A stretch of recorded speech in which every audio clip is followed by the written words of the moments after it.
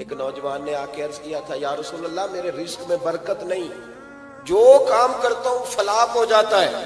تو میرے نبی پاک نے فرمایا سفید داڑھی والے بزرگوں کے آگے آگے نہ چلا کر، ان کے پیچھے رہا کر، اللہ تیری روزی میں برکت پیدا فرما دے گا۔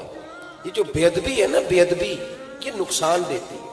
حضرت ابو درداء رضی اللہ تعالیٰ عنہ فرماتے ہیں نبی پاک صلی اللہ علیہ وسلم نے مجھے بلایا، میں حاضر خدمت ہوا تو حضور کے چہرہ انور پہ میں نے خفگی دیکھی، ناراضگی دیکھی، تو میں دیکھ کے بڑی تشویش میں آیا۔ پھر فوراً میں نے سوال کیا، میں نے کہا حضور آپ مجھ سے ناراض ہیں؟ نبی پاک صلی اللہ علیہ وسلم نے جب لفظ کہے تو فرماتے ہیں میں کانپنے لگا، مجھے دن کے اجالے میں اندھیرا نظر آنے لگا۔ محبوب نے فرمایا ہاں میں تجھ سے ناراض ہوں۔ حضرت ابو درداء کہتے ہیں میں ٹوٹ گیا کچھ دیر کے لیے، دل کرے آسمان ٹوٹ جائے، زمین پھٹ جائے، تارے جھڑ جائیں، سمندر بہہ جائے۔ میں تڑپنے لگا، میں نے کہا حضور کیا ہوا، کیوں ناراض ہے؟ تو محبوب پاک نے فرمایا آج سویرے میں نے تجھے دیکھا ہے تو گلی سے گزر رہا تھا حضور گزر رہا تھا۔ فرمایا تیرے ساتھ ابو بکر صدیق بھی تھے؟ حضور تھے۔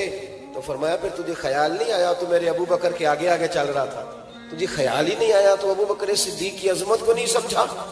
فرمایا اس دنیا میں نہ کسی پہ سورج طلوع ہوا نہ غروب ہوا جو میرے ابو بکر صدیق سے افضل ہو۔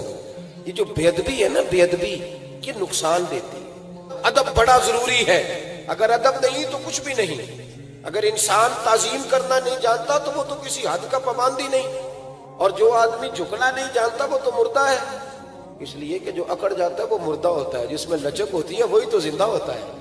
ادب انسان کو وقار دیتا ہے، سکون دیتا ہے۔ اور جب آپ بے ادبی کرتے کسی غریب کو لتاڑ کے گزر جاؤ وہ معاف کر دے گا، اگر توہین کر دو، گالی دے دو، برا کہہ دو تو اس بیچارے کی رات کی نیند اڑ جاتی ہے۔